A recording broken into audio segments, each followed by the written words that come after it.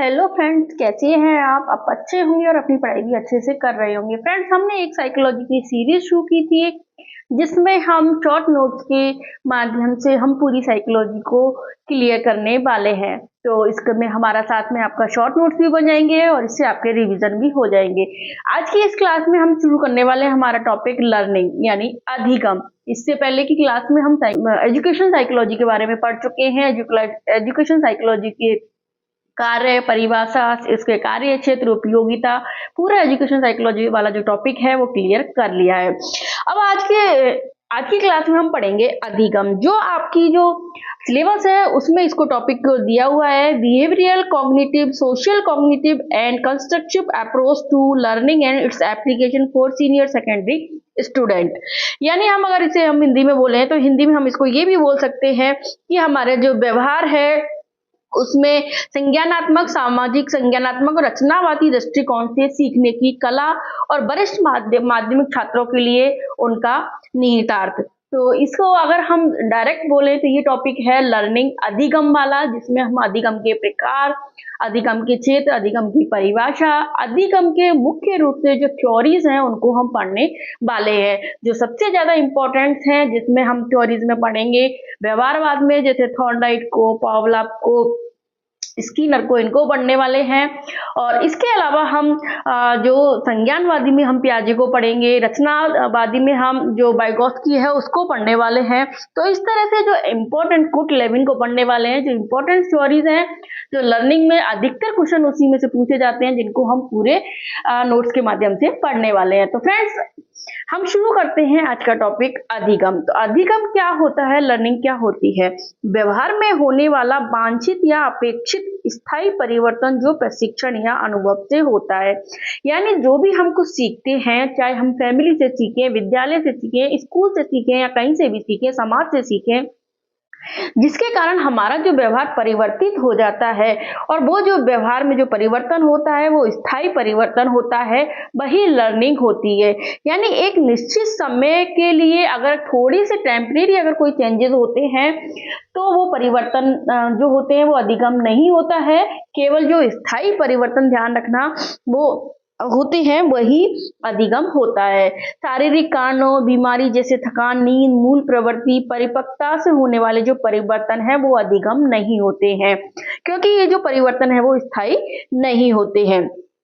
अधिगम के लिए हिलगार्ड जो एक वैज्ञानिक हुए थे, उन्होंने बताया था क्रिया या एक्शन से इसका प्रारंभ होता है। लर्निंग का किससे प्रारंभ होता है? क्रिया या एक्शन से प्रारंभ होता है।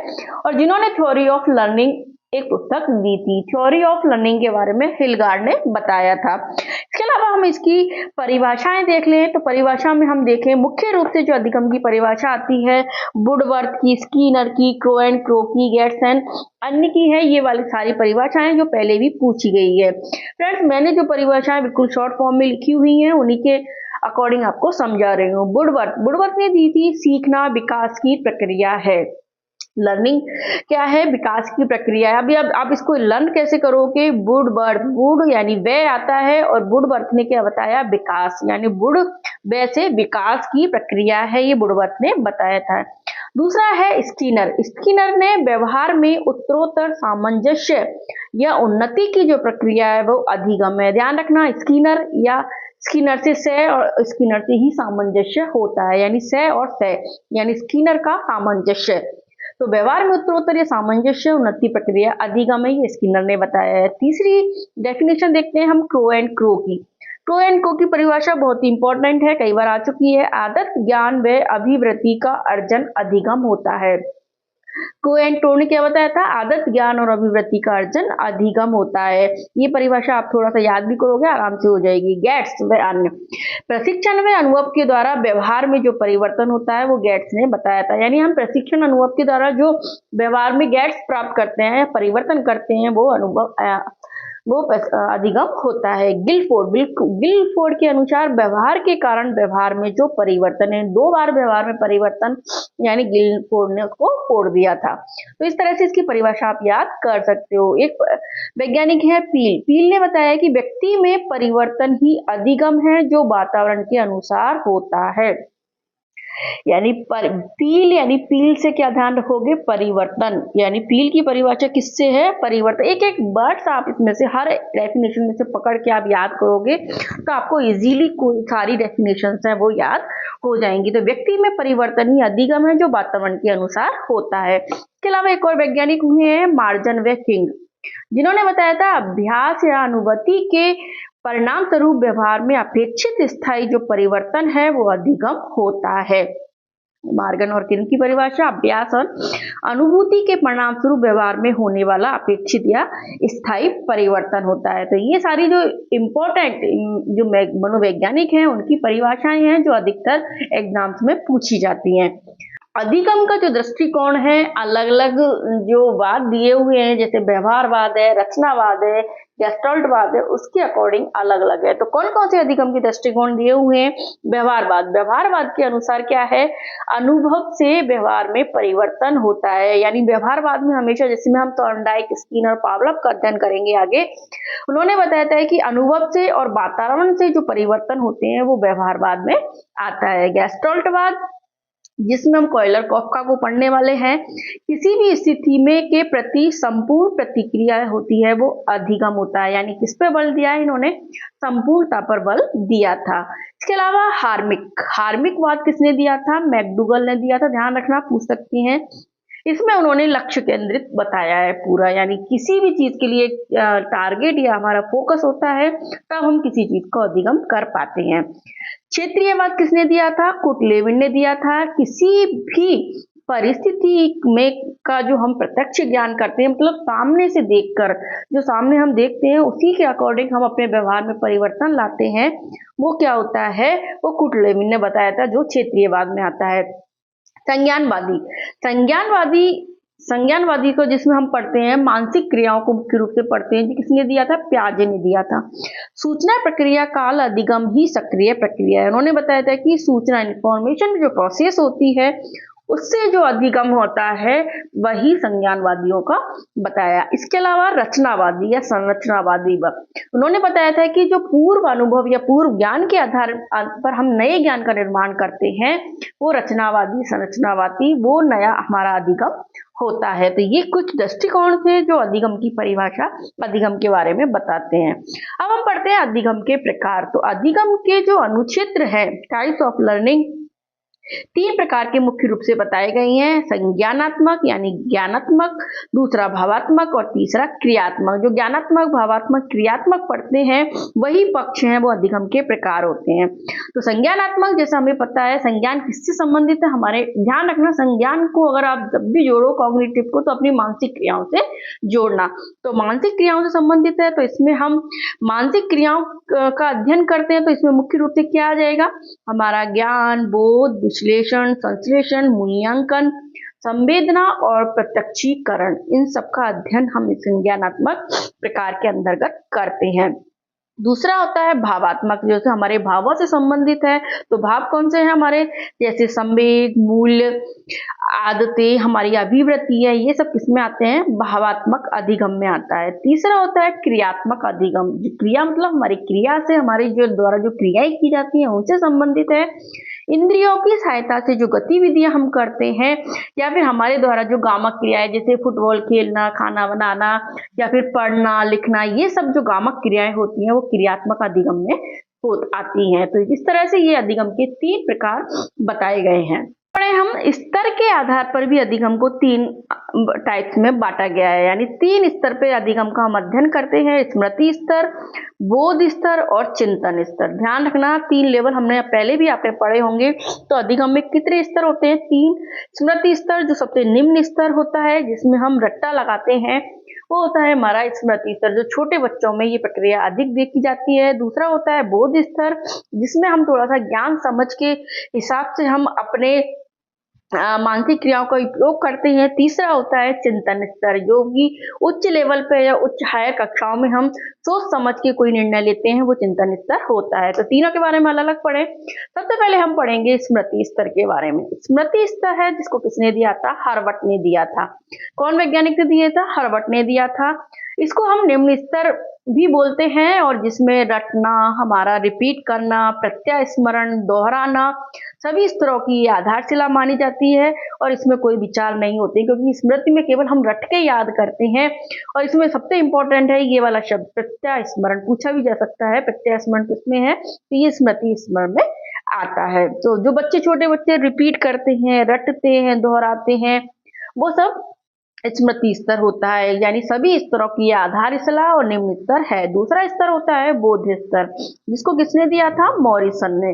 कौन से वैज्ञानिक ने दिया था, मॉरिसन ने बताया था, जिसमें हम थोड़ी सी ज्ञान और समझ के आधार पर हम अपने अंदर की जो क्रिया अधिगम है उसको प्राप्त करते हैं, जिसमें हम तार्किकता, विचार क्रम करते हैं, एक दूसरे में संबंध स्थापित करते हैं, जिसमें मुख्य रूप से तुलना करना, वर्गीकरण करना आदि आता है। तीसरा स्तर है चिंतन स्तर, जिसको हंट ने दिया था। हंट वैज्ञानिक हुए थे, मनोवैज्ञानिक। इसको सर्वोच्च स्तर मानते हैं और उच्च कक्षाओं में इसका उपयोग किया जाता है, जिसमें हम समस्या समाधान स्वयं कर लेते हैं। अन्वेषणात्मक होता है, यानी खोज कर लेते हैं। सृजनात्मक होता है, हम सृजन करती हैं, क्रिएटिविटी इसके द्वारा आती है। तो ये तीसरा चिंतन स्तर में आता है। तो इसके अलावा ये हो गए हमारे अधिगम के हमने प्रकार देखे, फिर स्तर के आधार पर अधिगम के प्रकार देखे। इसके अलावा कुछ और अन्य अधिगम के प्रकार भी हैं, जिसमें मुख्य रूप से हम पढ़ेंगे डेविड आशुबेल। ये बहुत इंपॉर्टेंट है, ध्यान रखना, इसमें से क्वेश्चन पहले भी पूछे गए हैं। डेविड आशुबेल एक वैज्ञानिक थे जिन्होंने अधिगम के प्रकार के बारे में बताया था। तो इनकी एक बुक थी द कॉग्निटिव व्यू। इनकी बुक का नाम क्या है, द कॉग्निटिव व्यू है। इसमें उन्होंने 4 प्रकार की लर्निंग बताई है, 4 प्रकार के अधिगम के प्रकार बताए थे। तो इन्होंने उसमें 4 अधिगम में बताया था। एक तो अभिग्रहण होता है, रिसेप्शनल जिसको बोलते हैं। दूसरा रटकर सीखना होता है। तीसरा खोजपूर्ण अधिगम होता है और चौथा होता है अर्थपूर्ण अधिगम। डेविड आशुबेल के चारों अधिगम के प्रकार आप अच्छे से लर्न कर लेना और इसके अलावा ये होते क्या है वो भी आपको पता होना चाहिए। तो पहला प्रकार जो है इनका अभिग्रहण है, क्योंकि पहले 2022 में क्वेश्चन पूछा गया है, 3 इनके प्रकार दे दिए थे, एक अलग दे दिए तो पूछला कौन सा अधिगम का प्रकार डेविड आशुबेल का नहीं है। तो अभिग्रहण में क्या होता है, लिखकर या बोलकर याद करना, वो अभिग्रहण। यानी हम कोई चीज को जब ग्रहण करते हैं तो या तो लिखते हैं या बोलकर याद करते हैं, तो वो होता है अभिग्रहण। दूसरा है रटकर सीखना, जिसमें उन्होंने बताया है दोहराना, जो निरर्थक बात माना जाता है, यानी किसी चीज को रिपीट करना, और इसको ही सबसे निम्न स्तर भी इन्होंने माना है, इसको रटकर सीखना। तीसरा है खोजपूर्ण अधिगम। खोजपूर्ण अधिगम में उन्होंने बताया गया कि जो दी गई सामग्री है उससे हम नया विचार खोजते हैं, या अनुभव के हमारे पास जो सामान होता है, जो हमारे पास अध्ययन सामग्री होती है, उससे हम नए विचार को खोजते हैं, यानी समझकर या रटकर, इसमें दोनों प्रक्रियाओं को देखा जाता है। चौथा अधिगम है इनका अर्थपूर्ण अधिगम, जो इंपॉर्टेंट भी है और सर्वश्रेष्ठ प्रकार भी इसको बोला गया है, जिसमें है पूर्व अनुभव से जोड़ते हुए सक्रिय अंतःक्रिया करते हुए समझकर सीखना। ये सर्वश्रेष्ठ प्रकार है। क्या है ये, कि पूर्व अनुभव है जो हमारा, उससे हमारे ज्ञान को जोड़ते हुए उससे हम नई सक्रिय क्रिया करते हैं, फिर हम समझ कर सीखते हैं, वो अर्थपूर्ण अधिगम है। यानी चारों प्रकार इनके अच्छे से याद होने चाहिए और इसमें क्या इंपॉर्टेंट है वो भी आपको पता होना चाहिए। अन्य अधिगम के भी कुछ और प्रकार भी हैं, जैसे वाचिक अधिगम है, जिसमें शाब्दिक अधिगम आता है, जो कि रॉबर्ट गैने ने दिया था। एक आगमन निगम अधिगम है, जो कि आगमन अधिगम ब्रूनर ने दिया था, और निगमन अधिगम है आशुबेल ने दिया था, जिनके बारे में हम आगे पढ़ने वाले हैं। इसके अलावा परिप्रेक्ष्य अधिगम भी होता है, कौशल अधिगम में होता है, संप्रत्य अधिगम होता है, जो इतना इंपॉर्टेंट नहीं है, केवल आपको ज्यादा याद करना है। एक तो अधिगम के प्रकार, और डेविड आशुबेल वाला जो अधिगम के प्रकार है वो आपको याद होने चाहिए। अब हम बात करेंगे अधिगम के सोपान। अधिगम यानी आउटकम, अधिगम के जो स्टेप्स होते हैं या सीरीज होती हैं वो क्या होती हैं।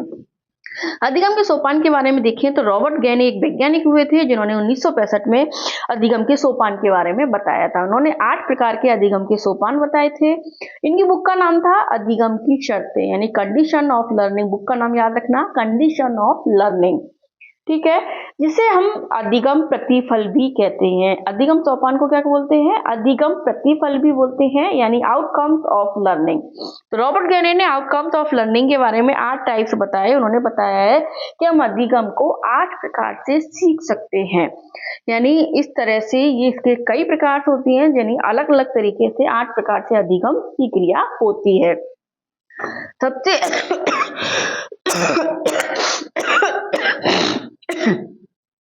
सबसे पहला अधिगम है संकेत अधिगम या सिग्नल अधिगम। ध्यान रखना, रॉबर्ट गेनी के जो अधिगम के प्रकार है उसको पूरा आपको सीक्वेंस में याद रखना है, क्योंकि इसमें कभी कभी सीक्वेंस में भी पूछ सकते हैं, और या फिर इनसे जो पूछे जाएंगे वो ऐसा पूछा जाएगा कि ये अधिगम का जो प्रकार है वो कौन से वैज्ञानिक से संबंधित है। संकेत अधिगम, सिग्नल अधिगम जिसको बोलते हैं, सबसे निम्न स्तर का अधिगम है और ये यांत्रिक प्रकार होता है। और आईपी पॉवलव का जो सिद्धांत है वो संकेत अधिगम से संबंधित है। कौन से पॉवलव का? कुत्ते पर जिन्होंने प्रयोग किया था, आईपी पॉवलव वैज्ञानिक हुए थे, रूसी वैज्ञानिक, उनका सिद्धांत है वो संकेत अधिगम से संबंधित है। दूसरा अधिगम आता है उद्दीपक अनुक्रिया अधिगम, यानी जिसमें हम उद्दीपन का और अनुक्रिया का अध्ययन करते हैं। किससे संबंधित है? स्किनर से संबंधित है। तीसरा अधिगम है श्रृंखला अधिगम। किसी भी चीज को क्रमिक रूप से सीखना। श्रृंखला क्या होती है? यानी क्रम होता है, वो श्रृंखला होती है। तो किसी भी चीज को क्रमिक रूप से सीखना वो श्रृंखला अधिगम में आता है। इसके दो प्रकार हैं, एक शाब्दिक अधिगम, दूसरा अशाब्दिक अधिगम होता है। शाब्दिक में हम अभिक्रमित अनुदेशन का अध्ययन करते हैं, जिसको स्किनर ने बताया था, और अशाब्दिक में हम चित्रों की सहायता से सीखते हैं। तो तीसरा प्रकार ध्यान रखना श्रृंखला अधिगम होता है। चौथा अधिगम है वो है शाब्दिक साहचर्य अधिगम, जिसमें हम गीत कविता के माध्यम से व्यवहार में परिवर्तन करते हैं। यानी जो शाब्दिक एक दूसरे से जो हम एक शाब्दिक साहचर्य बिठाते हैं, एक दूसरे के साथ संबंध बताते हैं, उससे हम व्यवहार में परिवर्तन करते हैं। ध्यान रखना, शाब्दिक साहचर्य किससे? आशुबेल ने इस पर बल दिया था। ये पूछा गया है, आशुबेल ने किस पे बल दिया था? शाब्दिक साहचर्य पे बल दिया था। पांचवा अधिगम है बहुविवेदन, यानी मल्टी डिस्क्रिमिनेशन। ये ध्यान रखना, इंपॉर्टेंट है, अंतर करना। इसमें क्या है कि जैसे बहुत सारे उद्दीपक जब आपको एक साथ दिए जाते हैं, उनमें से आप केवल एक उद्दीपक का चयन करते हैं जो आपके लिए इंपॉर्टेंट होता है, केवल आप उसी उद्दीपक का चयन करते हो। तो इसमें बहुविवेदन या मल्टी डिस्क्रिमिनेशन होता है। ये भी अधिगम का प्रकार है। अगला सोपान है संप्रत्यय अधिगम, कंसेप्ट लर्निंग। यानी जब आप किसी चीज में विवेदन करना सीख जाते हो, उसके बाद आप खुद के कंसेप्ट बनाते हो, आपकी खुद की अवधारणा होती है, वो कंसेप्ट लर्निंग है, जिसको कैंडलर ने व्याख्या की थी। किसने दी थी? कैंडलर ने। इसमें अवधारणा का अध्ययन किया जाता है, किसी वस्तु की पहचान गुणों के आधार पर की जाती है या उसकी व्याख्या की जाती है। जैसे ऊंचाई के आधार पर हम पहाड़ की व्याख्या कर सकते हैं कि ये पहाड़ ऊंचा है, ये छोटा है, ये बड़ा है। गहराई के आधार पर हम समुद्र की व्याख्या कर सकते हैं। तो ये क्या है? कंसेप्ट लर्निंग है। इसके बाद है सिद्धांत अधिगम, जिसमें नियमों के आधार पर सीखा जाता है। क्या होता है? नियम। सिद्धांत तो ध्यान रखना, नियम होते हैं, रूल्स होते हैं, तो नियमों के आधार पर इसमें सीखा जाता है। अगला अधिगम, लास्ट अधिगम है समस्या समाधान अधिगम। सर्वश्रेष्ठ प्रकार का अधिगम है। जटिल अधिगम है, जिसमें व्यक्तिगत अध्ययन किया जाता है। एनालिसिस की प्रक्रिया इसमें आती है, यानी व्यक्ति के अंदर जो एनालिसिस विश्लेषण की जो प्रकृति है उसका विकास होता है। इस तरह से रॉबर्ट गेनी ने अधिगम के 8 सोपान बताए, जिसको आपको कैसे याद करोगे कि सबसे पहले हमें संकेत आता है। संकेत आने से हम उद्दीपक अनुक्रिया करते हैं। उद्दीपक अनुक्रिया करते हैं तो हमारे अंदर की एक श्रृंखला विकसित होती है। वही श्रृंखला शाब्दिक साहचर्य शाब्दिक साहचर्य बिठाती है, जिससे हम बहुविवेदन करना सीख जाते हैं। बहुविवेदन करते हैं तो हमारे अंदर संपर्क निर्माण होता है, जिससे हम सिद्धांतों का निर्माण करते हैं और हमारी समस्या हल हो जाती है। इस तरह से आप आठों रॉबर्ट गेनी के जो 8 अधिगम के जो स्टेप्स हैं उनको आप ऐसे याद कर लेना। मैंने आपको पूरा ऐसे भी ट्रिक से भी बता दिया कि कैसे आपको याद करना है। अब हम बात करेंगे कि अधिगम जो हम पढ़ते हैं उसकी प्रकृति या विशेषता क्या होती है। इसमें भी कई बार क्वेश्चंस आए हुए हैं। तो अधिगम की नेचर या उसकी विशेषता हम उसको बोल सकते हैं क्या होती है। तो अधिगम क्या है? अधिगम एक सतत प्रक्रिया है। इंपॉर्टेंट है, सारे जो इसके पॉइंट्स हैं वो ध्यान रखना इंपॉर्टेंट है, कई बार क्वेश्चन पूछे गए हैं इनसे। अधिगम एक सतत यानी कंटिन्यूटी चलती है, जन्म से लेकर वृद्धावस्था तक, मृत्यु तक, व्यक्ति की मृत्यु तक अधिगम हम करते रहते हैं। अधिगम से व्यवहार में परिवर्तन होता है, ठीक है। अधिगम सार्वभौमिक होता है। सार्वभौमिक मतलब कक्षा के अंदर भी होता है, क्लास के बाहर भी, फैमिली में, समाज में, सब जगह हम अधिगम करते हैं। ध्यान रखना, दोनों चीजों में फर्क है, पढ़ाई और अधिगम में। अधिगम हम कहीं भी कर सकते हैं, पढ़ाई केवल क्लास में करते हैं। अधिगम व्यक्तिगत भी होता है, सामाजिक, क्योंकि हम पर्सनल रूप से भी सीखते हैं और समाज में भी सीखते हैं, इसलिए व्यक्तिगत और सामाजिक दोनों होता है।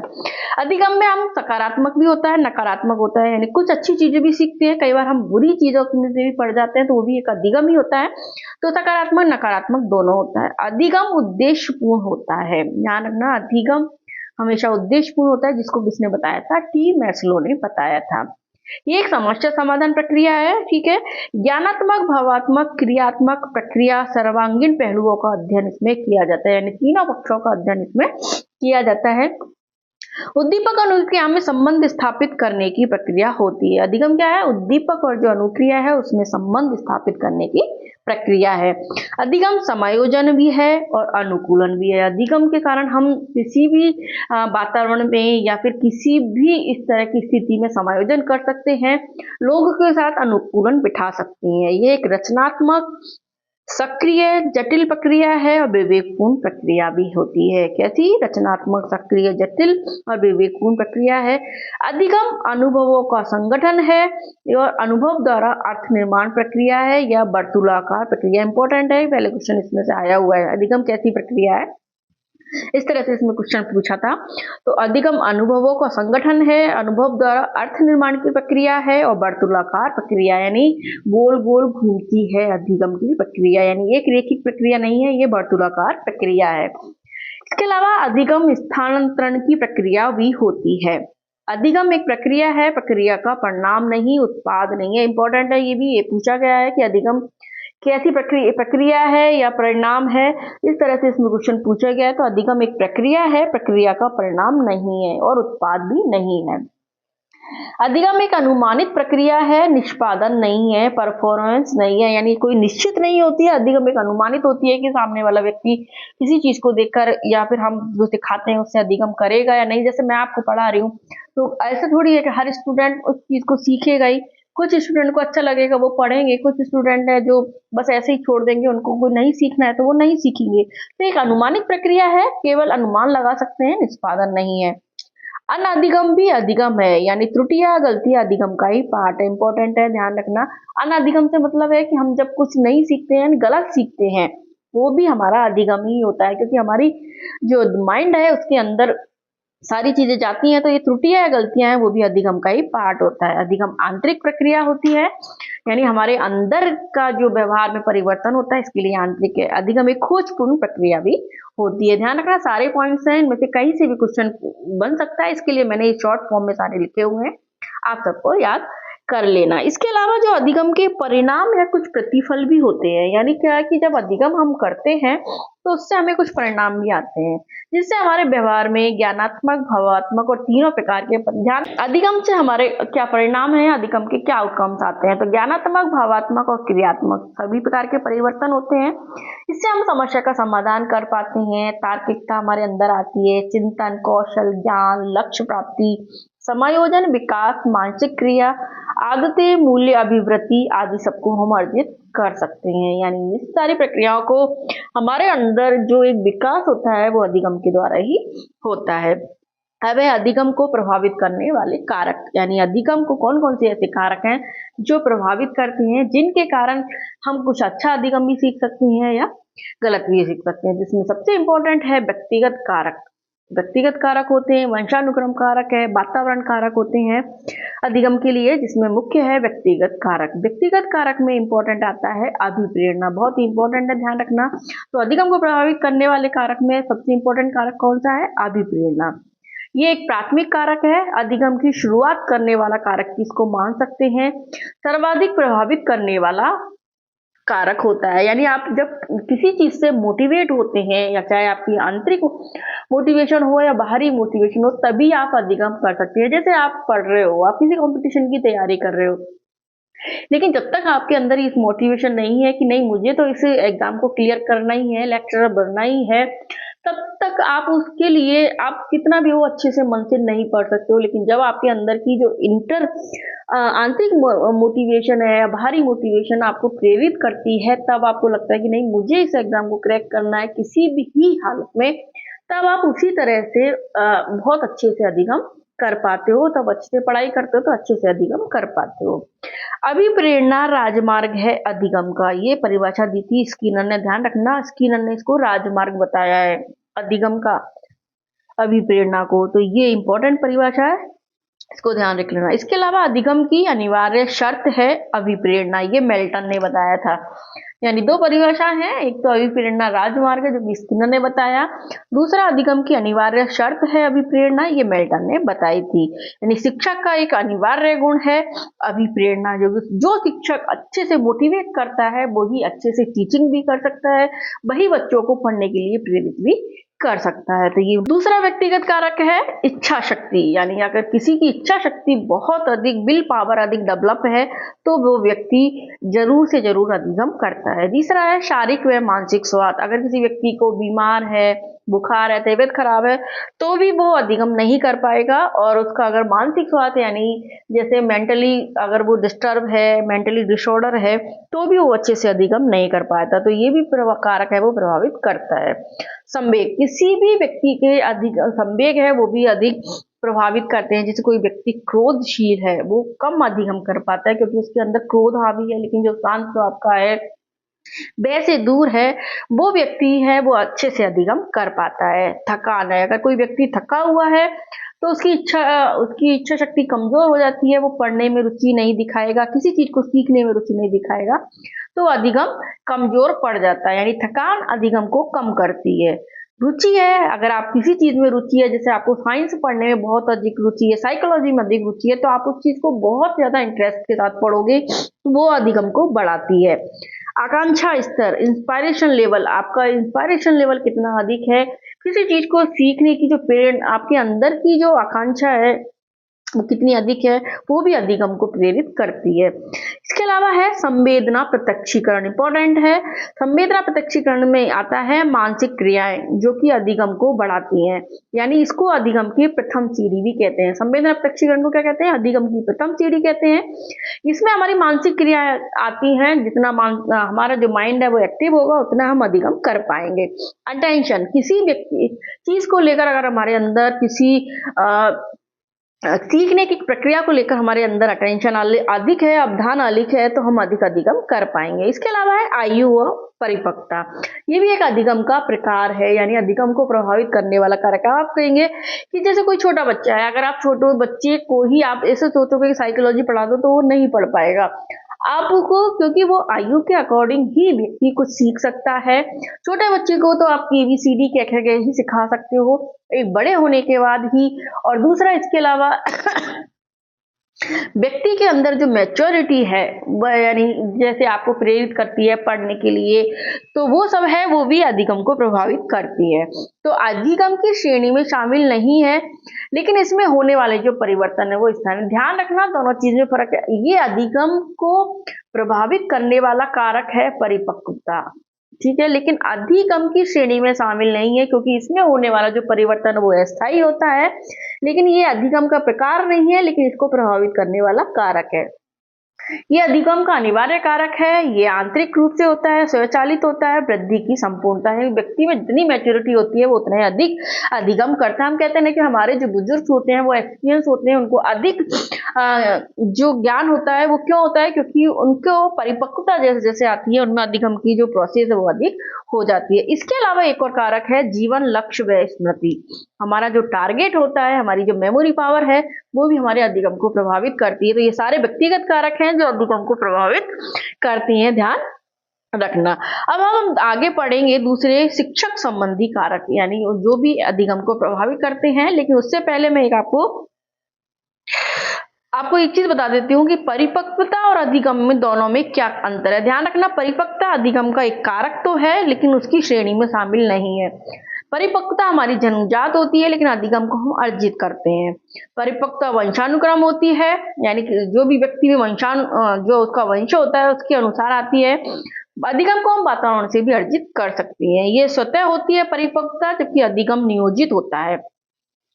परिपक्वता सामान्य प्रक्रिया है, जबकि अधिगम हमारी व्यक्तिगत प्रक्रिया होती है। परिपक्वता अभ्यास या प्रेरणा परिपक्वता के लिए हमारे अभ्यास या अभिप्रेरणा आवश्यक नहीं है, क्योंकि अब व्यक्ति जैसे जैसे बड़ा होता है मैच्योरिटी उसमें आएगी लेकिन अधिगम के लिए दोनों अभ्यास और अभिप्रेरणा आवश्यक होती है। ठीक है, परिपक्वता वो शारीरिक होती है, जबकि जो अधिगम है वो मानसिक और मनोवैज्ञानिक होता है। परिपक्वता का एक निर्धारित समय तक होती है, मैच्योरिटी एक निर्धारित समय तक ही व्यक्ति में आती है, फिर उसके बाद वो कहते हैं निश्चय हो जाता है, निश्चित हो जाती है। लेकिन जो अधिगम है वो सतत है, यानी निरंतर चलता रहता है। हम वृद्धावस्था तक ही अगर हमारे अंदर सीखने की प्रवृत्ति है तो हम सीखते रहते हैं। तो ये हो गया परिपक्वता और अधिगम में क्या अंतर होता है। अब हम दूसरा पढ़ते हैं शिक्षक संबंधी कारक। शिक्षक संबंधी कारक क्या होता है? तो शिक्षक संबंधी कारक में कौन कौन से हैं? जैसे शिक्षक का व्यक्तित्व है, उनका जो विषय वस्तु का प्रस्तुतिकरण है, विषय का ज्ञान है, मानसिक स्वास्थ्य है, ये सब शिक्षक संबंधी कारक है जो अधिगम को प्रभावित करते हैं। जैसे कोई शिक्षक है, आपको पढ़ाता है, अगर उसका पर्सनालिटी अच्छी है, उसको आपको पढ़ाने का तरीका अच्छा है, वो इंटरेस्ट के साथ अगर आपको पढ़ाता है, चाहे उसको कितना भी ज्ञान है, लेकिन अगर वो अच्छे से नहीं पढ़ा पाता है तो जो बच्चा है वो नहीं सीख पाता है। तो मानसिक स्वास्थ्य है किसी का, उसका विषय का ज्ञान है, वो सब जो है अधिगम को प्रभावित करते हैं। तीसरा है कार्य संबंधी, टास्क संबंधित कार्य होते हैं, यानी उपयोगिता, कार्य की रोचकता, कठिनाई है जो अधिगम को कम करता है, समानता है और लंबाई है। ये सारे कारक हैं वो कार्य संबंधी। कैसे? जैसे आपको आपको लगता है कि आपको एक फुल लेक्चर एग्जाम की आप तैयारी कर रहे हो, तो इसकी उपयोगिता आगे आपको बहुत मिलने वाली है, आप बहुत अच्छी पोस्ट पर चले जाओगे, आपको बहुत अच्छी सैलरी मिलेगी जो आपको फ्यूचर को निश्चित करेगी। तो अगर आप उपयोगिता उस चीज की जानते हो तो आप उसकी तैयारी करोगे और उसमें इंटरेस्ट भी लोगे। कार्य को कोई इंटरेस्टिंग कार्य है तो आपको उसको करोगे तो उसमें अधिगम अधिक होगा। लेकिन कठिनाई है, अगर किसी भी में बार बार आपको कठिनाई आ रही है तो आपको अधिगम की जो प्रोसेस है आपकी कम हो जाएगी। जैसे छोटा बच्चा किसी चीज को सही कर रहा है लेकिन उसको बार बार उस पर काम नहीं कर पा रहा है तो वो उसको छोड़ देता है, तो उसकी कठिनाई इस तरह अधिक है तो अधिगम कम हो जाता है। अगला कारक है वातावरण संबंधी कारक। वातावरण संबंधी कारक में मुख्य रूप से हमारे भौतिक कारक आते हैं, सामाजिक आते हैं और सांस्कृतिक कारक आते हैं। भौतिक कारक में कौन कौन से हो गए? जलवायु, तापमान, शोर, ध्वनि, थकान, बीमारी, ये सारे कारक भी अधिगम को प्रभावित करते हैं। दूसरा है सामाजिक कारक है, यानी मुख्य रूप से हमारा जो परिवार है उसका वातावरण कैसा है। हम जैसे माँ बाप है, अगर उनमें बच्चे रोज झगड़ा होता है या तो बच्चा गलत चीजें सीखता है, लेकिन अगर वो दोनों प्यार से पूरा परिवार अच्छे से रहता है तो बच्चों में अच्छी आदतें डेवलप होती हैं। दूसरा विद्यालय है, विद्यालय का वातावरण कैसा है, विद्यालय में शिक्षकों का व्यवहार कैसा है। समूह है, मित्र मंडल है, व्यक्ति बच्चे पर मित्र मंडल जो होता है उसकी दोस्ती का भी बहुत प्रभाव पड़ता है। तीसरा कारक है सांस्कृतिक। सांस्कृतिक में जैसे हमारी परंपरा, रीति रिवाज है जिनमें रूढ़िवादी है या अंधविश्वास है, हमारी जो मीडिया है, ये सारे जो कारक है, ध्यान रखना सांस्कृतिक कारक में मीडिया भी आती है। ये सारे वातावरण संबंधी कारक हैं जो अधिगम को प्रभावित करते हैं। कारक है संगठन संबंधी कारक, यानी ऑर्गेनाइजेशन जो होता है उसमें कैसे कारक, वो भी जो कारक हैं वो भी अधिगम को प्रभावित करते हैं। जैसे अनुशासन है, समय सारणी होती है, शिक्षक छात्र का संबंध है, निर्देशन परामर्श है, बैठने की व्यवस्थाएं, ये सब संगठन संबंधी कारक हैं जो कि अधिगम को प्रभावित करते हैं। दूसरा है विधि संबंधी कारक। विधि संबंधी कारक में कौन कौन से कारक आते हैं? जैसे विराम विधि या विराम विधि होती है, यानी जैसे आप कोई भी जैसे बोला जाता है कि आपको जैसे 40-45 मिनट के बाद पढ़ने के बाद आपको एक ब्रेक लेना चाहिए। आप कंटिन्यू अगर 1 घंटे 2 घंटे पढ़ते रहते हो तो आपका जो दिमाग है वो स्टेबल हो जाता है, यानी स्थिर हो जाता है, और आप पढ़ने के बाद भी आपको कुछ लर्न नहीं होता है। तो ये एक विराम विधि है कि 40 मिनट के बाद 5 से 7 मिनट का अंतराल लेने के बाद फिर वापस से अगर आप पढ़ोगे तो अधिगम अधिक होगा, और आप कंटिन्यू पढ़ते रहोगे तो आपको अधिगम की प्रक्रिया कम होगी। दूसरा है पूर्ण या अंश विधि। जैसे आप अगर सोच रहे हो पूरा सिलेबस एक दिन में मैं पढ़ लूं तो आप कभी नहीं लर्न कर पाओगे। लेकिन अगर आप छोटे छोटे से टारगेट, यानी मैं जैसे आपको बताती हूँ कि आपके डेली टारगेट प्लान होने चाहिए, डेली टारगेट बनाकर आप पढ़ते हो तो आपको अधिगम भी अधिक होगा और आपकी जो सिलेबस है, आपका टारगेट है, वो भी पूरा होता चला जाएगा। तीसरा है सह अभिप्राय या प्रासंगिक। अगर आप किसी चीज को उद्देश्य के साथ पढ़ते हो तो अधिगम कर पाते हो, लेकिन बिना उद्देश्य के देखने पर आपको कोई भी चीज याद नहीं होती है, क्योंकि लर्न आपको तभी होगा तब आपके पास एक उद्देश्य होता है। तो ये सारे कारक हैं जो कि अधिगम को प्रभावित करते हैं। अब हम देखते हैं अधिगम की विधियां। तो अधिगम की कुछ विधियां मुख्य रूप से होती हैं, जैसे करके सीखना। इसको किसने दिया था? किलपैट्रिक ने दिया था। उन्होंने बताया था कि हम करके सीखते हैं। दूसरी है निरीक्षण या प्रेक्षण विधि, जिसे वॉटसन और बंडोरा ने दिया था। परीक्षण या प्रयोग द्वारा सीखना, प्रयोग का नाम आते ही आपको पता है। प्रयोगात्मक विधि किसने दी थी? विलियम वुंड ने दी थी। सामूहिक विधि भी है, जिसमें वाद विवाद, सेमिनार, कार्यशाला, सहयोगी अधिगम होता है। मिश्रित विधि है, जिसमें पूर्ण व आंशिक का मिला जुला रूप होता है। तो ये सारी विधियां हैं जो अधिगम को प्रभावित करती हैं। अधिगम की अप्रोच या अधिगम के उपागम। अब हम क्या देखेंगे? अधिगम के उपागम। फ्रेंच मॉर्टन एक वैज्ञानिक हुए थे जिन्होंने अधिगम के 3 उपागम दिए थे, जिसमें तल, नितल और कार्यनीति। इन्होंने 3 उपागम बताए थे। तल यानी बॉटम, नितल यानी इंटेंसिव, कार्यनीति यानी वर्क एथिक्स। वर्क एथिक्स क्या होते हैं? 3।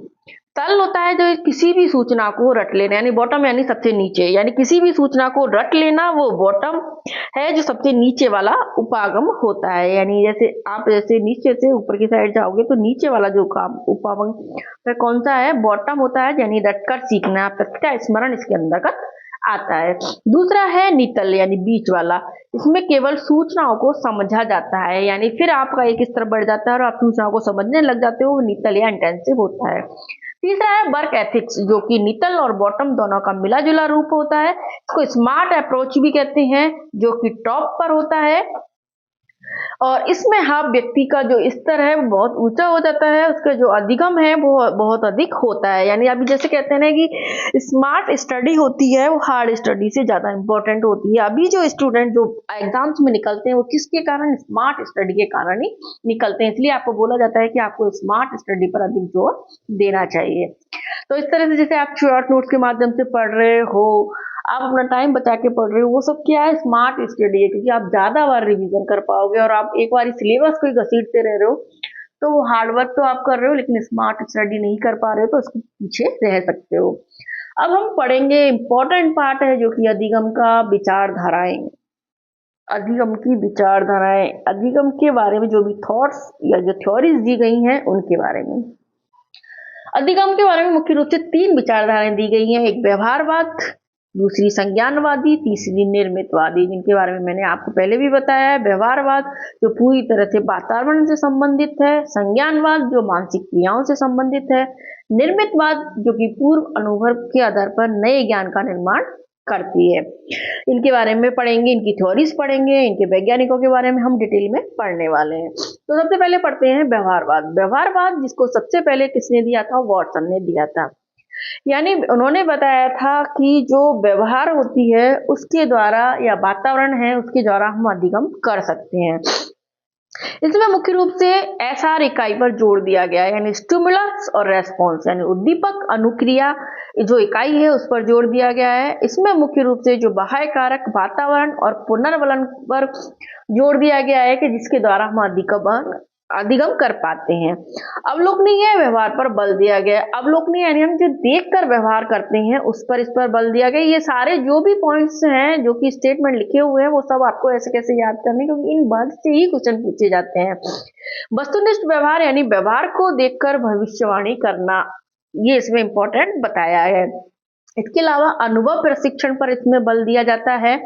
इसमें एक ब्लैक बॉक्स का निर्माण किया जाता है। कौन सी बॉक्स का? ब्लैक बॉक्स का, जिसमें जन्म के समय इंसान एक कोरा कागज या कोरी स्लेट होता है, जिसमें जन्मजात या आंतरिक कारकों को ये स्वीकार नहीं करता है। कौन से कारकों को? जन्मजात या आंतरिक कारक, यानी बच्चा जब पैदा होता है वो एक ब्लैक बॉक्स होता है, उसके अंदर कोई भी कारक जन्म नहीं लेते हैं।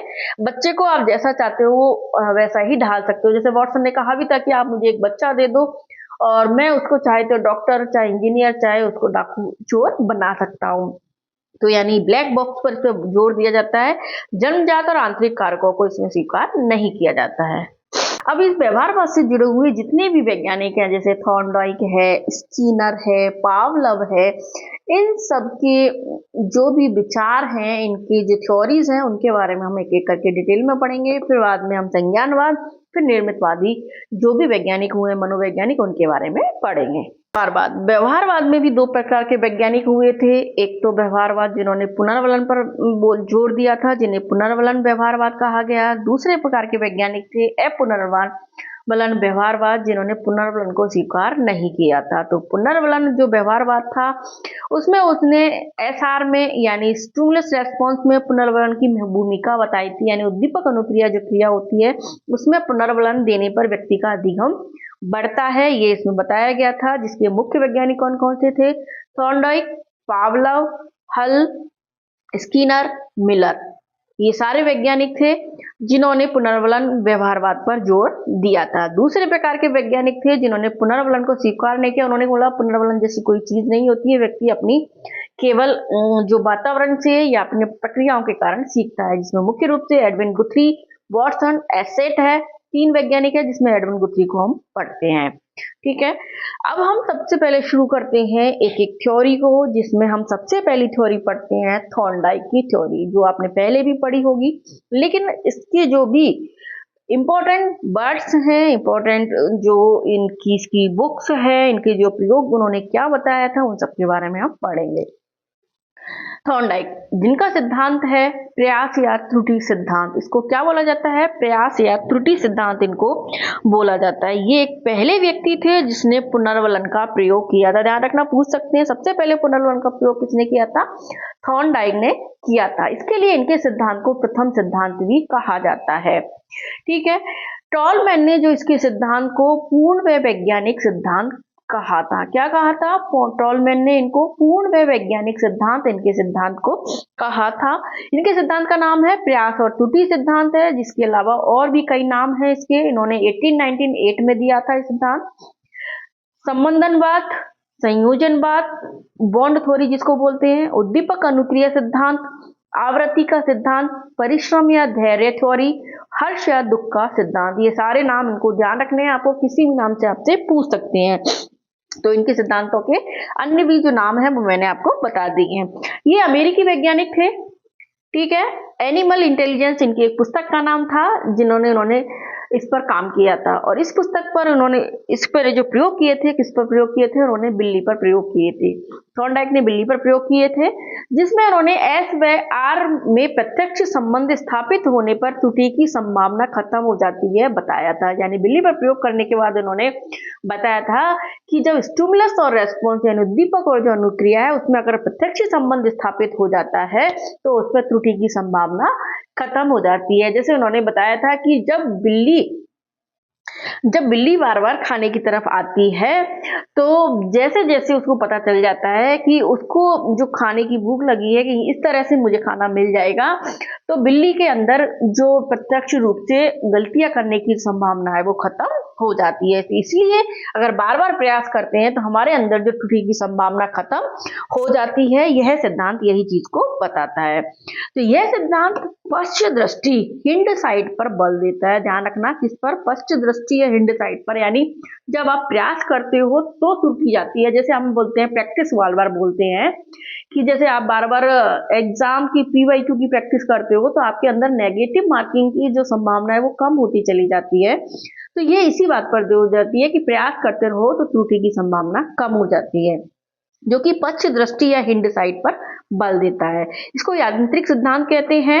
यह सिद्धांत है प्रतिभाशाली बालकों के लिए यूजफुल नहीं माना जाता है, क्योंकि इसमें सूझ या बौद्धिकता का कोई प्रयोग नहीं होता है। केवल आप प्रयास करते रहो तो ही आप सीख पाओगे। इस सिद्धांत में यही बताया गया है। तो इसके अलावा ये जो सिद्धांत है तो किसके लिए उपयोगी है? ये मंद बुद्धि जो बालक होते हैं उनके लिए उपयोगी है। इसमें बताया गया है कि हम अपनी गलती व अनुभव से सीखते हैं। उन्होंने क्या बताया है थॉर्नडाइक ने कि हम अपनी गलती और अनुभव से सीखते हैं। तो इसके आधार पर इन्होंने 3 स्टेप बताए थे कि बहु अनुक्रिया करना, सही अनुक्रिया का चुनाव करना, एसआर संबंध स्थापित करना, जो कि सबसे इंपॉर्टेंट स्टेप है। यानी उन्होंने थॉर्नडाइक ने 3 स्टेप इसमें बताए थे कि हम जब बहुत सारी अनुक्रिया करते हैं तो उनमें से जब हमारे पास गलतियां होती हैं तो हम धीरे धीरे सीखते हैं, तो हम सही अनुक्रिया का फिर चुनाव कर लेते हैं, फिर गलती नहीं करते हैं और फिर उद्दीपक और अनुक्रिया में संबंध स्थापित हो जाता है। जैसे आप किसी भी, जैसे आप बच्चा है गर्म चीज के ऊपर हाथ रखता है, तो जैसे आप गर्म चीज के ऊपर हाथ रखते हो आप तुरंत हाथ हटा लेते हो, तो वो बच्चा दोबारा उस गर्म चीज को छूने की गलती नहीं करेगा, क्योंकि उसके अंदर ये दिमाग में बैठ चुका है कि इस चीज को छूने से मुझे जलता है। तो इस तरह से उसके अंदर एक ऐसा संबंध स्थापित हो जाता है और इस तरह से हम सही चीज को चुन लेते हैं, यानी प्रयास करने के बाद त्रुटि की संभावना खत्म हो जाती है। शैक्षिक उपयोगिता देखें हम इसकी, तो शैक्षिक उपयोगिता में है करके सीखना, लर्निंग बाई डूइंग पर इसमें बल दिया जाता है, क्रमिक प्रेरणा पर बल दिया जाता है, यानी निरंतर आप करते रहते हो तो आपके अंदर सीखने की प्रवृत्ति बढ़ जाती है। गणित में उपयोगी है क्योंकि गणित को हम बार बार अभ्यास से ही, हम प्रैक्टिस से सीखते हैं, तो क्रो एंड क्रो ने बताया कि गणित में उपयोगी है। विज्ञान या समाजशास्त्र में भी उपयोगी है, ये कॉलसाइड ने बताया, क्योंकि विज्ञान में हम किसका एक्सपेरिमेंट्स अधिक करते हैं, एक्सपेरिमेंट्स करते हैं, तो जैसे जैसे हमारी त्रुटि होती है, बार बार एक्सपेरिमेंट करते हैं, तो वो त्रुटि हमारी खत्म हो जाती है। गामक कौशल में भी यूजफुल है, अनुभव से लाभ उठाने की योग्यता का विकास होता है, यानी एक्सपीरियंस जैसे जैसे हमारे अंदर आता है उससे हमारे अंदर की जो योग्यता है वो विकसित हो जाती है। इसमें उन्होंने एक दर्पण चित्र यंत्र का उपयोग किया था, ध्यान रखना है इसको, दर्पण चित्र यंत्र का प्रयोग उन्होंने किया था। अब अधिगम के जो नियम दिए थे, थॉर्नडाइक ने 3 प्रमुख नियम दिए थे, इसके अलावा और 3 गौण नियम भी इसमें, 6 गौण नियम इन्होंने दिए थे। तो 3 प्रमुख नियम में कौन कौन से नियम दिए थे? एक तो इन्होंने तत्परता का नियम दिया था, एक अभ्यास का नियम दिया था, तीसरा इन्होंने संतोष का नियम दिया था। तो तत्परता का नियम या रेडीनेस का नियम भी इसको कहते हैं, जिसमें उन्होंने बताया था कि घोड़े को पानी पीने के लिए हम बाध्य, घोड़े को हम तालाब तक ला सकते हैं लेकिन पानी पीने के लिए बाध्य नहीं कर सकते हैं। यानी किसी भी व्यक्ति की रुचि, इच्छा होगी, तत्परता होगी तभी कोई व्यक्ति सीख सकता है, कोई जानवर तभी सीख सकता है, उसे हम जबरदस्ती नहीं सिखा सकते हैं। यानी रुचि, इच्छा, नियत, तत्परता पर इन्होंने बल दिया। किसी भी कार्य को करने के लिए शारीरिक व मानसिक रूप से तैयार है तो ही बच्चा सीख जाता है, अन्यथा वो नहीं सीख पाता है। तो ये तत्परता का नियम था। इस नियम के द्वारा कक्ष में सबसे पहले शिक्षक इसी नियम का उपयोग करता है। इंपॉर्टेंट है, ध्यान रखना कि जब भी कोई शिक्षक टीचर पढ़ाने जाता है तब कक्ष में इसी नियम का उपयोग करता है, यानी बच्चों को पहले रेडी करता है इस चीज के लिए कि उनमें इंटरेस्ट विकसित हो ताकि वो पढ़ पाए। रुचि उत्पन्न करने, ध्यान केंद्रित करने में, जिज्ञासा जागृत करने में नियम यूजफुल है। किसमें? रुचि उत्पन्न करने में, किसी भी चीज का अटेंशन पाने में, किसी भी बच्चे में जिज्ञासा की इस चीज के प्रति कि ये नियम क्या कहता है, ये पढ़ाई क्या कहती है, तो जिज्ञासा जागृत करने में यूजफुल है। इसमें संतोष या खींच शब्द इसके अंतर्गत शामिल है। ध्यान रखना, पूछ सकते हैं संतोष या खींच शब्द इसमें शामिल है, लेकिन संतोष का नियम अलग है। दोनों चीजें ध्यान रखें। तो तत्परता के नियम में क्या शामिल है? संतोष या खींच शब्द शामिल है। प्रमुख नियम है अभ्यास का नियम, प्रैक्टिस का नियम है, जिसमें उन्होंने बताया था कि अगर हम किसी भी चीज का बार बार उपयोग करते हैं, बार बार अभ्यास करते हैं तो हमें स्मरण हो जाता है, लेकिन हम उपयोग नहीं करते, अनुपयोग कर देते हैं, मतलब उसको यूज नहीं करते हैं, तो वो विस्मरण में चली जाती है। यानी आप जब किसी भी चीज की प्रैक्टिस करते तभी बोलते ना हमें बार बार रिवीजन करना चाहिए। जब आप पढ़ते तो जाते हो लेकिन रिवीजन नहीं करते हो तो वो हमारे अनकॉन्शियस माइंड में चली जाती है, हम भूल जाते हैं। लेकिन अगर बार बार उसको रिवाइज करते रहते हो 7 दिन, 15 दिन, 30 दिन में, तो वह चीज हमें हमेशा के लिए याद हो जाती है। यानी प्रयास व त्रुटि विधि की व्याख्या इसी नियम के तहत की गई है। पूछा जा सकता है अभ्यास नियम के तहत प्रयास व त्रुटि विधि की व्याख्या किस नियम के तहत की गई है? अभ्यास नियम के तहत की गई है। इसके द्वारा हम किसी भी व्यक्ति की आदत का निर्माण कर सकते हैं। बार बार प्रैक्टिस करें तो लेखन में सुधार कर सकते हैं, उच्चारण में सुधार कर सकते हैं, कला प्रशिक्षण में यानी संगीत या नृत्य में हम बार बार प्रैक्टिस करते हैं तो हमारे अंदर अधिगम अधिक हो जाता है। इसके अलावा इसके कुछ उपनियम है, नवीनता, प्राथमिकता, संबंध, उत्तेजक, प्रबलता का नियम, जो कि इंपॉर्टेंट नहीं है। तीसरा नियम है इसमें प्रभाव का नियम, जिसे हम संतोष का नियम भी कहते हैं, परिणाम का नियम भी कहते हैं। ध्यान रखना, पूछा गया है ये संतोष का नियम क्या है, प्रभाव का नियम या परिणाम का नियम इसको कहते हैं। तीनों में सबसे इंपॉर्टेंट रोल इसी नियम का होता है। कैसे? किसी भी क्रिया या कार्य करने के बाद जब अगर व्यक्ति का परिणाम अच्छा आता है तो उसे कार्य करना वो सीख जाता है, अन्यथा नहीं सीखता है। यानी किसी चीज के लिए आपने प्रैक्टिस की और उसमें कोई भी काम कर रहे हो और उसका रिजल्ट आपको मिल जाता है, तो उस चीज के लिए आप अधिक रेडी हो जाते हो, आप सीख जाते हो। और अगर आप जैसे आप फेल हो जाते हो तो आप डीमोटिवेट हो जाते हो। तो अगर आप किसी कार्य को करते हो और उसका रिजल्ट आपको मिल जाता है तो आप उसको करना सीख जाते हो, अन्यथा आप उसको छोड़ देते हो। प्रशंसा, पुरस्कार, दंड, भय और भय, ये दोनों इसमें बराबर होती हैं। इन्होंने बताया था थॉर्नडाइक ने कि प्रशंसा, पुरस्कार, दंड और भय ये सब बराबर होते हैं, लेकिन 1930 में इन्होंने इस नियम को संशोधित किया।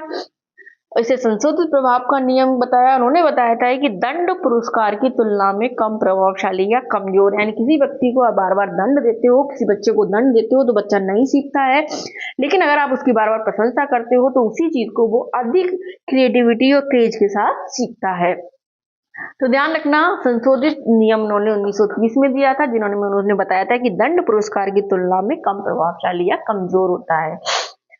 इसका जो प्रयोग है संवेगों के विकास में, अभिवृत्ति के निर्माण में किया जाता है। यानी हमारे अंदर की जो क्रोध को कम करने में, खुशी, शांत मन को विकसित करने में इसका प्रयोग अधिक होता है। तो संवेगों के विकास में और अभिवृत्ति निर्माण में इसका प्रयोग किया जाता है। अब है गौण नियम। थॉर्नडाइक ने गौण नियम भी दिए थे। उन्होंने 5 गौण नियम दिए थे, जिसमें आजकल पूछे भी जाते हैं, तो ये भी इंपॉर्टेंट है। पहला नियम है बहुप्रतिक्रिया नियम, मल्टी रेस्पॉन्स नियम। इस नाम से पता चल रहा है कि बहुत सी अनुक्रियाओं में से सही अनुक्रिया का हम चुनाव करते हैं, वो बहुप्रतिक्रिया नियम होता है। यानी ड्राइविंग है, जैसे गेम खेलना है, यानी जो चीज हमें पसंद है वो करते हैं तो उसमें अधिगम अधिक होता है। ये सब बहुप्रतिक्रिया का नियम है। दूसरा है आंशिक क्रिया का नियम। अगर हम किसी वस्तु को छोटे छोटे टुकड़ों में या भागों में विभाजित करके अंश से संपूर्ण की ओर जाते हैं, यानी कोई भी सिलेबस है उसको छोटे छोटे टुकड़ों में बांट देते हैं, फिर उसको पढ़ते हैं तो हमारा सिलेबस कंप्लीट हो जाता है। तो हमारे अंदर अलग अलग ही कॉन्फिडेंस आता है, तो हम अधिक कर जाते हैं। तो अंश से संपूर्ण की ओर जाना, यानी इंपॉर्टेंट चीजों की पहचान करना, यह आंशिक क्रिया का नियम। तीसरा नियम है मनोवृत्ति या एटीट्यूड का नियम। यानी हमारा जो नजरिया होता है, यानी किसी भी चीज के प्रति, किसी भी व्यक्ति के प्रति, किसी भी सब्जेक्ट के प्रति जैसा हमारा नजरिया है वो पॉजिटिव है या नेगेटिव है, तो हम उस चीज को अधिक सीखते हैं। जैसे मैथ के प्रति लोगों के अंदर ज्यादा नेगेटिविटी आती है कि हम इसको नहीं पढ़ पाएंगे, तो वो व्यक्ति नहीं सीख पाता है। लेकिन अगर उसमें पॉजिटिविटी है तो वो हमेशा विश्वास करके सीख जाता है। अगला नियम है आत्मीकरण या एसिमुलेशन का नियम। इंपॉर्टेंट है, पूर्व ज्ञान से जोड़कर नवीन ज्ञान को सीखना, जो आगे हम पढ़ेंगे प्याजे के नियम में। आत्मीकरण या एसिमुलेशन का जो नियम बताता है कि हम जब किसी ज्ञान को पूर्व ज्ञान से जोड़कर नवीन ज्ञान की ओर बढ़ते हैं तो हम उस चीज को अधिक अच्छे से सीख जाते हैं। जैसे हम अधिगम चालू किया, लेकिन अधिगम से चालू पहले हमने अगर एजुकेशनल साइकोलॉजी के क्षेत्र उपयोगिता को पढ़ लिया तो हम अच्छे से अधिगम को सीख पाएंगे। नहीं तो हम डायरेक्ट अगर अधिगम पढ़ेंगे तो हमें यही समझ में नहीं आएगा कि ये किस चीज का टॉपिक है। तो पूर्व ज्ञान से जोड़कर हम नवीन ज्ञान को पढ़ते हैं तो हम अच्छे से सीख पाते हैं। 5वां नियम है साहचर्य परिवर्तन का नियम, जिसमें गौण नियमों में सबसे इंपॉर्टेंट नियम ये माना जाता है, यानी एक परिस्थिति में दोहराए गए व्यवहार को दूसरी परिस्थिति में उसी के समान दोहराना। यानी कोई भी व्यवहार है जिसको हम एक परिस्थिति में दोहराते हैं, जब उसी व्यवहार को हम दूसरी परिस्थिति में वापस से दोहराते हैं, उसी के समान दोहराते हैं, तो हम नई चीजें सीख जाते हैं। यानी साहचर्य परिवर्तन का नियम इंपॉर्टेंट नियम है। तो इस तरह से उन्होंने अधिगम के 5 गौण नियम दिए, 3 नियम दिए थे, तत्परता, अभ्यास, प्रभाव का नियम, 5 गौण नियम, बहुप्रतिक्रिया का नियम, आंशिक क्रिया का नियम, मनोवृत्ति का नियम, आत्मीकरण का नियम और साहचर्य परिवर्तन का नियम इन्होंने दिया था।